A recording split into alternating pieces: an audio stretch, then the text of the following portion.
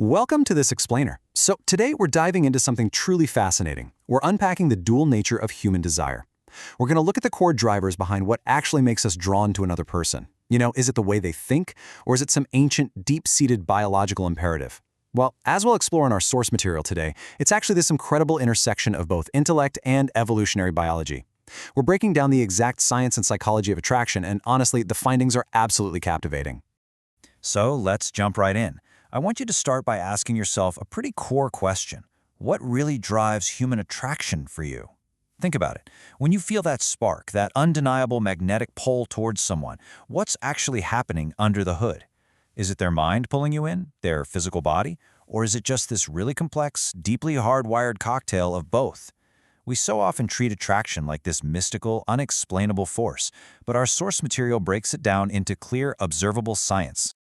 To really wrap our heads around this, our source material takes a brilliant approach. It explores these deeply ingrained evolutionary and neurological traits through a highly specific lens, the experience of a physical disability. And experiencing physical limitations actually reframes how we look at attraction entirely. It basically strips away all that superficial noise and forces us to look right at the foundational elements of why human beings connect.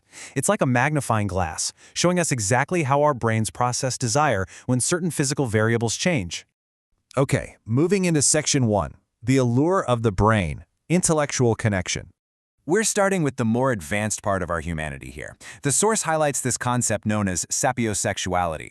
Basically, this is the experience of finding high intelligence, deep conversation, and just overall mental complexity to be the absolute most attractive trait in another person.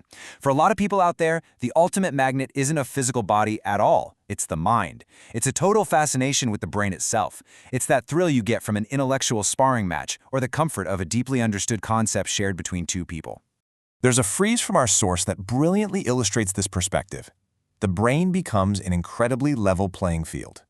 The crucial point here is that for someone with a physical disability, where mobility or certain bodily functions might be limited, that mental space, it is completely unbounded.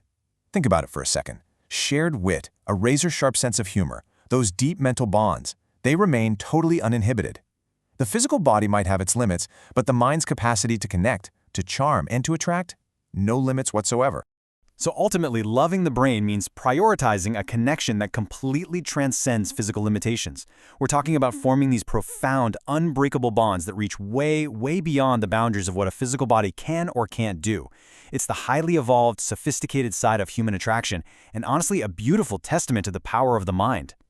All right, let's pivot to Section 2, the evolution of the walk, hardwired for survival. We're doing a dynamic pivot right here, moving from the advanced cortex down into the primitive brain. Let's trace our history a bit. Millions of years ago, we were rocking early primate anatomy, basically just hanging out in the trees, right? But then, this massive transitional era happened, the shift to bipedalism, which is just a fancy way of saying we started walking upright on two legs. And that single evolutionary leap, it drastically altered human anatomy. Literally, to support this whole new way of moving, the shape of the human pelvis and the gluteal muscles had to entirely reconfigure themselves from how they looked in other primates. So, because of this whole upright walking business, the gluteal region, the buttocks, became a distinct, uniquely human visual trait. When we talk about finding this specific physical area attractive, our source material points out that the explanation is deeply, deeply rooted in our evolutionary history. This isn't just about modern beauty standards or, fitting into a great pair of jeans. It's an attraction that is entirely unique to humans, fundamentally anchored in early survival instincts that are literally hardwired into the primitive parts of our brains. Which brings us to Section 3, the science of the curve, the evolutionary geometry of attraction. 45.5. Turns out, evolutionary biology has a highly specific, data-driven number for attraction. Biologists actually call this the illusion of the curve. They found that primitive attraction is often specifically triggered by a 45.5-degree curvature of the lower back, the lumbar curvature. It's not just some random shape we happen to like. It's an exact geometric angle that our primitive brains are literally scanning the room for. It's kind of like being a caveman with a built-in protractor. But why that specific number, right? Well, the source gives us this fascinating historical survival context. Back in the day, this specific 45.5-degree angle meant a female's pelvis was perfectly structured to successfully carry multiple pregnancies later in life without damaging her spine. Now, obviously, our ancestors weren't out there doing the math, but their primitive brains subconsciously recognized this specific geometry as a marker of biological resilience and survival. So yeah, it's basically evolutionary math disguised as physical attraction. And the geometry is just the tip of the iceberg. Fat distribution on the hips and thighs served as this critical, hardwired visual dashboard for early humans. It signaled youth, high estrogen levels, and crucial energy reserves. Back in early human history, when food was unpredictable and scarce, these physical traits visually communicated a person's ability to sustain offspring during a famine. The primitive brain spots this and bam, immediately registers health, energy, and the absolute continuation of the species. Moving to our final part, Section 4, the neurological bottom line, 2 brains, 1 desire. So we're essentially operating with 2 brains at once, synthesizing this super complex dual-track reality of desire.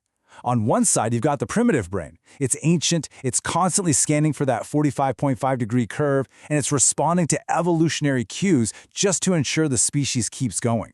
But meanwhile, right alongside that, the advanced cortex is seeking intellectual depth, shared humor, and emotional safety.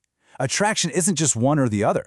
And when we apply that lens of physical disability we talked about earlier, it beautifully isolates this whole phenomenon. If the primitive brain's physical markers change or are somehow limited, the advanced cortex can completely compensate, anchoring this deep, deep connection in that totally unbounded mental space. It's this incredible swirling neurological mix of survival instincts and profound emotional resonance. Which really leaves us right back where we started, but obviously with a much deeper understanding. I'm going to leave you with this final thought to ponder today. When you feel attraction, how much of it is actually being driven by that primitive survival hardwiring we just explored, and how much of it is being driven by the advanced mental connection of the cortex? It's a fascinating cocktail, and honestly, it's what makes human connection the most complex, beautiful thing we experience. Thanks so much for joining me for this explainer, and keep questioning the science behind what makes us who we are.